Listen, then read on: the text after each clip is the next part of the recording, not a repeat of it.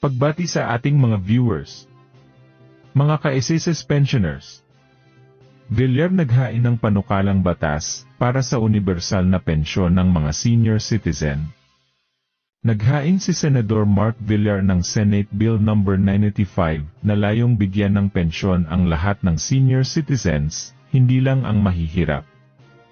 Sa panukala, makatatanggap ng 500 pesos kada buwan ang bawat nakatatanda, na itataas sa 1,000 pesos sa loob ng 5 taon, kahit mayroon na silang ibang pensyon. Binigyang diin ni Villar na dapat itong regular na suriin ng BBM upang masiguro ang tugma sa pangangailangan at kondisyon ng ekonomiya. Basta't senior citizen ka, dapat may natatanggap ka, anya. Ano inyong masasabi rito mga kababayan?